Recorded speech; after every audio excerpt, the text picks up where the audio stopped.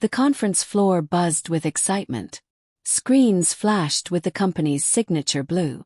The stage lights were already warming up and technicians rushed around with clipboards and headsets. Tomorrow was launch day, my launch day. The day the software I had built from scratch would finally go live.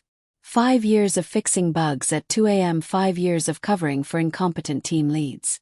5 years of designing features that the executives took credit for. But none of that mattered now. What mattered was that my name would finally be on the spotlight. Or so I thought. I stood near the edge of the main hall, clutching my laptop, the same one filled with the code that had become my life's work. The air felt electric, vibrating with anticipation. My manager, Oliver, had texted me to stop by his office before the final prep meeting. "We need to talk quick." I didn't think much of it. Oliver was dramatic about everything. Coffee orders, Slack messages, even calendar invites. Still, something in the pit of my stomach tightened as I walked through the hallway. Dark, quiet, too empty for this time of day. When I knocked on his door, he didn't say, "Come in." He just yelled, "Yeah," like I was an inconvenience. Typical. I pushed the door open.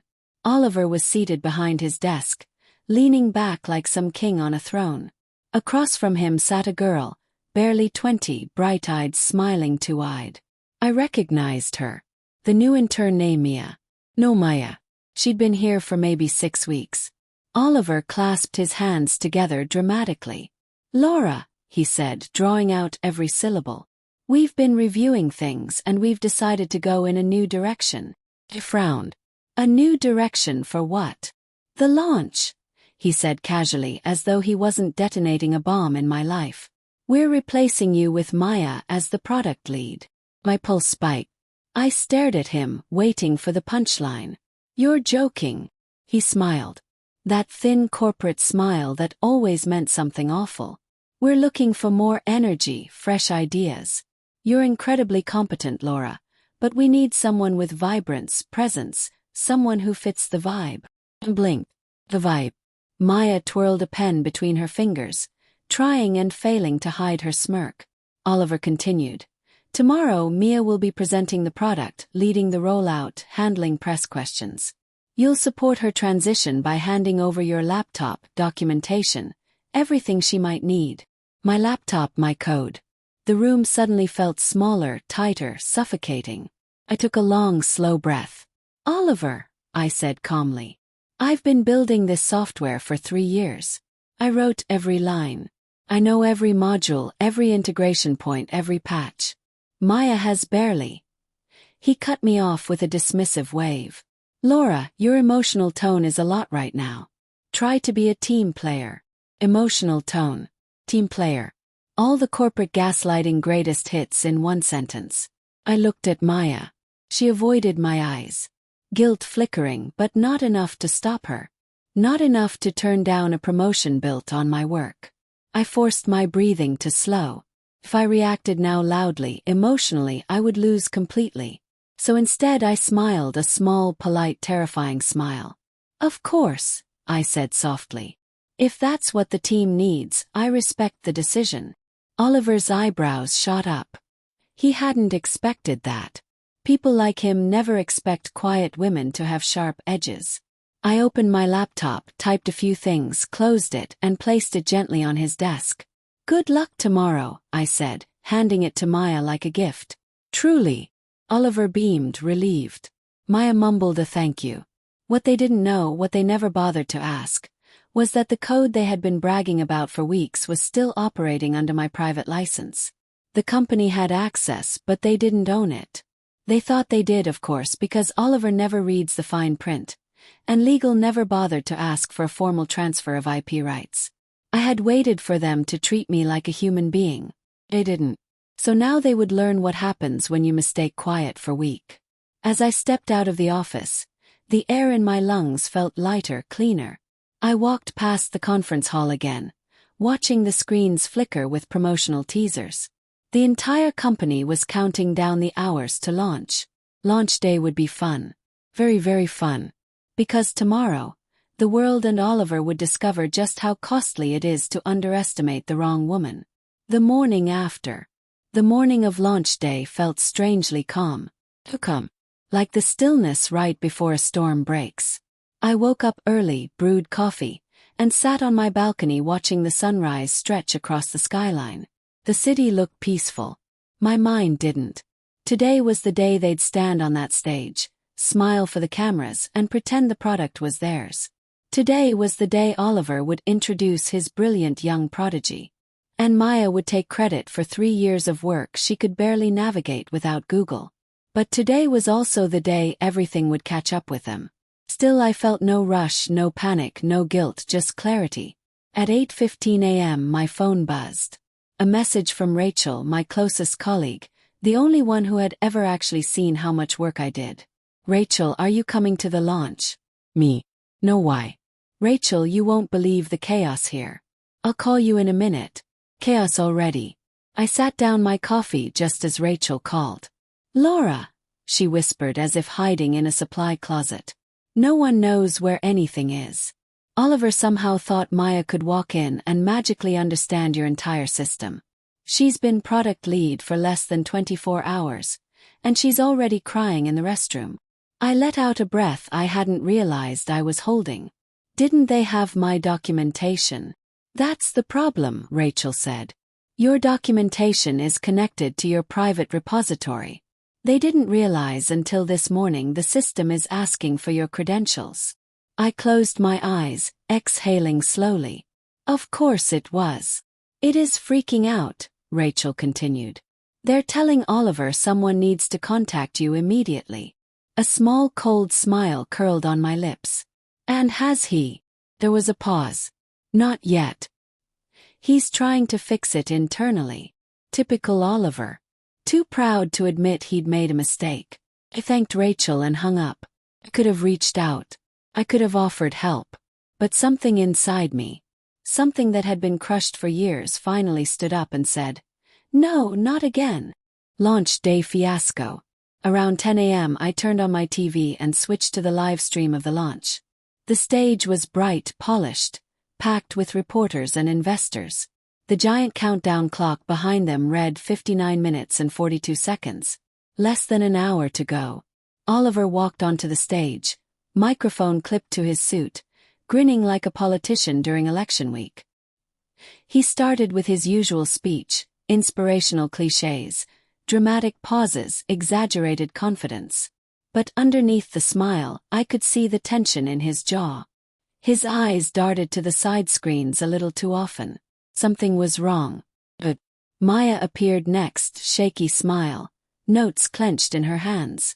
She started presenting the product overview, trying to sound polished and assured, but her voice kept wavering, cracking in places she hoped no one would notice. 20 minutes in, Oliver gestured for the technical demo to begin. This was it. The main screen behind them flickered. Loading the interface. A loading icon appeared. Then a message. License invalid. Ownership verification required, contact L. Hartman. Developer license holder. The room froze. The audience murmured. Cameras zoomed in. Oliver's face turned a shade of red I had never seen before. He rushed to the podium, covering the microphone with his hand, hissing something at Maya. She looked like she might faint. Reporters began whispering. Investors exchanged anxious looks. Someone in the front row started filming the error message with his phone. I watched calmly from my couch. On screen, Oliver attempted to improvise. Just a small technical hiccup. Nothing to worry about. The screen flickered again. Access denied. Missing authorized credential system locked at 10:27 a.m. by primary developer. The audience erupted into chatter. Rachel texted me instantly. Oliver is sweating. It is running around like their shoes are on fire. This is wild. Another message followed. People are asking who the primary developer is. Oliver is trying not to say your name.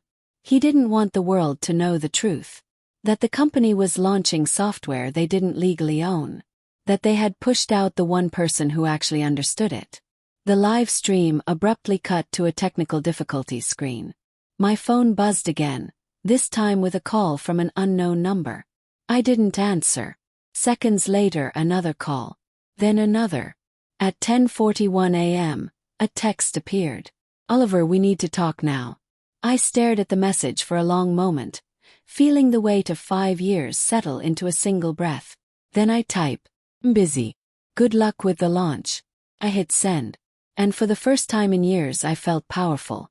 The aftermath. The afternoon unfolded in waves of ringing, buzzing, and vibrating chaos.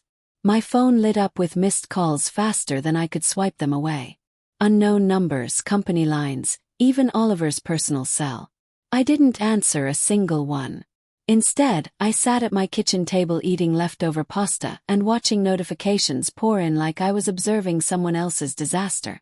Not the one I had quietly engineered. At 12:03 p.m. Rachel called. She didn't even say hello. Laura, it's bad.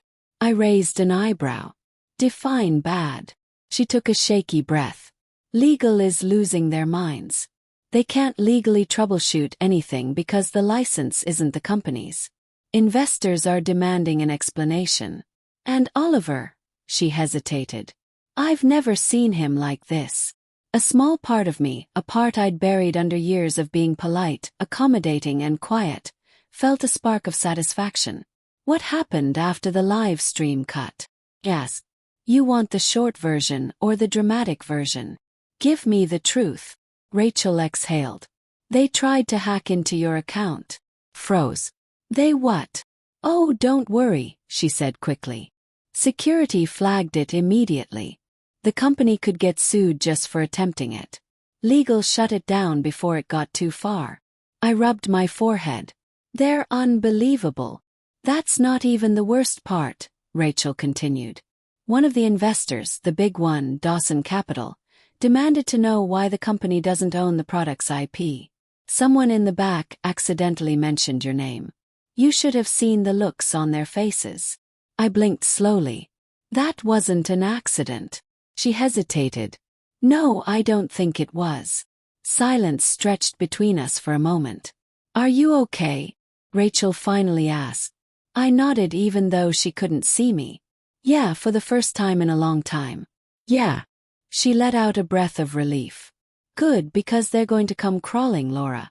They're desperate. As soon as we hung up, another text appeared from one of the senior engineers, Jonas. I had no idea they were doing this to you. If you need a reference or anything, I'm here. Then another, Emily, just watch the recording. They're screwed without you. And another, dev team group chat. Guys, we messed up. We should have backed you. I stared at the messages, feeling something complicated move inside me. It wasn't vindication. It wasn't anger. It wasn't even pride. It was recognition. The realization that people had seen more than I thought they did. The confrontation. Around 1:20 p.m. my doorbell rang twice, 3 times. I walked to the peephole. Oliver. He stood there sweating through his designer shirt, tie pulled loose, hair messy, a man who'd been humbled by reality. I opened the door just enough to look at him, not enough to let him in. Laura, he said breathless. We need to talk. No, I replied. You need to talk. I'm listening. He swallowed hard. You know the situation. The launch is dead. The investors want answers. The board wants a fix. We need you to. No. He blinked. No. No, Oliver, I repeated. You made your decision. He stepped forward slightly. I stepped back. We can compensate you, he rushed out. A bonus, equity, a lead role. You replaced me with someone who didn't understand the product, I said quietly. You told me she fit the vibe better. You humiliated me behind closed doors and expected me to hand over everything like a good little employee. That was a mistake, he said quickly. I admit that now. Panic. You didn't panic, I corrected. You underestimated me. He looked like I'd slapped him. I took a slow breath. The only reason you're here is because you thought I'd be too scared to walk away. You assumed my loyalty was permanent. It wasn't. He ran a hand through his hair in frustration. Look, we can fix this if you give us access to the license. There it is, I said softly. He froze. What? That's all you care about? Not me, not the work, not what you did. My voice stayed calm, steady. Just the code. For a long moment, neither of us spoke. Then I said, "Goodbye, Oliver." I began to close the door. His hand shot out, stopping it. "Laura, please." I met his eyes through the narrow gap. The eyes of a man who finally realized he wasn't in control. "Move your hand," I said. He did. The door shut with a soft final click. My heart pounded, not with fear, but with something much stronger. Freedom. A new opportunity. I walked back to my living room, my phone buzzing again with new messages. Among them was one from a number I hadn't seen in years. Andrew Carter. "I heard what happened at the launch today. Are you available to talk?" I stared at the message. For the first time since this all began, the future didn't look uncertain. It looked promising. Very promising. I stared at Andrew Carter's message for a full minute before I even breathed. Andrew had once been the only executive in the company who actually understood what I did. Not just technically but strategically. He'd championed my early prototypes. He'd pushed for budget increases. He defended me during meetings where Oliver tried to take credit for features he couldn't even explain. And then 3 years ago, the board pushed Andrew out after clashing with the CEO one too many times. The company had never recovered from losing him. Not in innovation, not in leadership, not in morale. Now he was messaging me. My thumb hovered over the screen before I finally typed, "I'm available." "What's going on, Andrew? I'll call you in 10. I set the phone down, suddenly aware of how quiet my apartment was. The launch disaster still played on repeat in my mind. Oliver sweating, Maya panicking, investors demanding answers. But beneath that, something new was growing. Possibility. At exactly 10 minutes, my phone lit up. "Laura." Andrew's voice hadn't changed. Come warm, sharp. The kind of voice that made people sit straighter. "Hi, Andrew," I said, trying to keep my composure. "I'm guessing your morning was eventful," he said. "You could call it that." He let out a breath that sounded halfway between a laugh and disbelief. "I saw the clip online. My phone hasn't stopped ringing. Investors, reporters, former colleagues. Everyone wants to know how the company managed to launch a product they don't own." I didn't respond.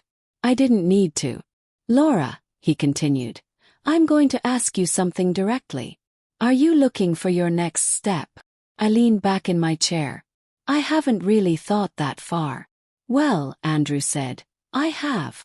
It was quiet for a moment. "I'm building a new firm, Carter Technologies," he explained. "We're focusing on scalable software solutions for logistics and healthcare sectors. I need a head of engineering, someone who understands systems deeply. Someone who's proven they can create something from nothing." My heartbeat quickened. "And you want that to be me?" "I've wanted that to be you for years," he said. "The only reason I didn't reach out sooner was because I knew you were loyal to your team, but after what happened today," he paused. "I'm not going to pretend this wasn't the opportunity one was waiting for." I exhaled, letting the reality settle. "What exactly are you offering?" "A director role, full authority over your department, a salary that reflects your actual worth, and," he added, "equity." Quiddy. The word hit different. It meant ownership, power. A say in what I created. "Can you come by the office tomorrow?" Andrew asked. "I want to show you what we're building." I didn't hesitate. "Yes, I'll be there." Closure and new beginnings. After the call, I sat quietly for a while. The room felt lighter somehow, like the air itself had shifted. It wasn't just that someone wanted me. It was that someone saw me. Around 3 p.m. Rachel texted. "Update. The board called an emergency meeting. Oliver looked like he was about to pass out." Me. "Anything on the product?" Rachel. "They're considering scrapping the whole launch. Investors are furious. Honestly, it's a meltdown." I typed a quick reply, but before I could hit send, another text came in. "Rachel, also people know you didn't sabotage anything. Word is spreading fast. Folks are saying the company pushed out the person who built the entire system. Kind of proud of you." A strange mixture of sadness and gratitude washed over me. I had spent so long feeling invisible there. I never expected anyone to defend me after I left. By early evening I decided to take a walk. The air was crisp, the sidewalks busy, the city humming with life. I let my feet take me wherever they wanted. Quiet park near the water. I sat on a bench watching waves hit the rocks. For the first time in years, I wasn't thinking about deadlines, bug reports, or Oliver's condescending tone. I wasn't dreading Monday mornings. I wasn't bracing myself to be overlooked again. I was thinking about tomorrow, a new company, a new role, a new beginning. And in that quiet moment, I realized something important. Something I wished I had understood years ago. Sometimes the universe doesn't push you out of a place because you're losing something. Sometimes it kicks you out because you're finally ready for something better. I looked out at the darkening horizon, my reflection wavering on the water's surface. Tomorrow everything would change, and for once the change would be on my terms. I arrived at Carter Technologies the next morning with a strange mix of confidence and disbelief. The building wasn't flashy or towering like my old company's headquarters. It was modest. 3 floors, glass entrance, modern interior, but something about it felt alive, purposeful, like a place where things were built, not stolen. Andrew met me in the lobby. He looked energized, almost younger than I remembered. "Laura," he said warmly, shaking my hand. "Welcome." He gave me a tour. Open workspaces filled with actual collaboration, whiteboards covered in real ideas, not corporate buzzwords, and a small but passionate team that greeted him like they genuinely liked him. We ended in a quiet conference room. "This," he said, sliding a folder in front of me, "is the official offer." Opened it. A director title, a competitive salary, actual leadership authority, and significant equity. Real equity, not the fake promises my old company dangled like a carrot. I met his eyes. "Andrew, this is generous. It's what you're worth." He leaned forward slightly. "I'm not hiring you for what you did at your previous company. I'm hiring you for what you can build here." Those words settled deep in my chest, grounding me in a way I didn't expect. Before I could respond, my phone buzzed with a call from Rachel. I excused myself and stepped into the hallway. "Rachel," I answered. "Oh my God, Laura, you need to hear this," she said, breathless. "The board just finished their emergency meeting. And they fired Oliver." Froze. "Already?" "He tried to blame the whole thing on you," she said. "Claimed you sabotaged the launch out of revenge. Legal shut that down immediately. They told the board the system error wasn't sabotage. It was negligence on his part." "Of course it was," Rachel continued. "Investors pulled out. The board said they can't recover the product in time. They cancelled the project entirely." I leaned against the wall, absorbing the words. She exhaled. "Honestly, I think this is the best thing that could have happened to all of us. People are relieved he's gone. Toxic leadership only lasts so long." We talked a bit longer. She was considering leaving the company as well. Then hung up. For a moment, I stood there in the quiet hallway, my phone warm in my hand, the weight of everything hitting me at once. 5 years of being overlooked. 5 years of being dismissed, minimized, replaced. 5 years of quietly carrying the company on my back. And now it had all collapsed. Not because I destroyed anything, but because they had built everything on arrogance and shortcuts. "Everything okay?" Andrew asked gently when I stepped back inside. I nodded slowly. "Better than okay." He sat across from me again. "Before you answer, I want you to know something. I'm not asking you to join because of what happened at your old company. I'm asking because I believe you're the kind of leader who builds, not breaks." His words were steady, grounded, real. "Laura," he continued, "I want you to say yes because this is where you want to be, not because you're running from something else." That stopped me. 'Cause it was true. For the first time I wasn't running. I wasn't reacting. I wasn't trying to prove anything. I was choosing. I closed the folder, slid it back to him, and smiled. "I accept." The relief on his face was genuine. "Welcome to Carter Technologies," he said. We shook hands, and just like that, the future shifted. That afternoon, after my onboarding and introductions, I stepped into what would now be my office. A smaller space than the corner rooms executives fought over, but with a window overlooking the city and enough room for everything I needed. As I placed my bag on the desk, my phone buzzed again, this time from an unknown number. But I didn't need to open it to know exactly who it was. I read the message anyway. "Oliver, I heard where you ended up. You could have fixed things here. You chose to burn bridges. Oliver, I hope it was worth it." I stared at the screen for a moment, considering my response. Then I typed, "I didn't burn a bridge. I walked away from one that was already collapsing. And yes, it was worth it." I hit send. Then without a second thought, I blocked the number. As evening settled in, I sat at my new desk. The city lights flickering outside. The office was quiet, peaceful. I opened my laptop and began mapping out the new system architecture Andrew and I had discussed. Piece by piece, I felt myself rebuilding. Not the product, not the code, but my sense of worth. And in that calm, steady silence, the most powerful truth finally settled. Being underestimated isn't an insult. It's a warning. Not about you, but about them. Tomorrow, everything would begin again on my terms, in my space, in a place where I wasn't replaceable. I was essential. And this time, I wasn't handing over anything I built. I was building a future they would never be part of.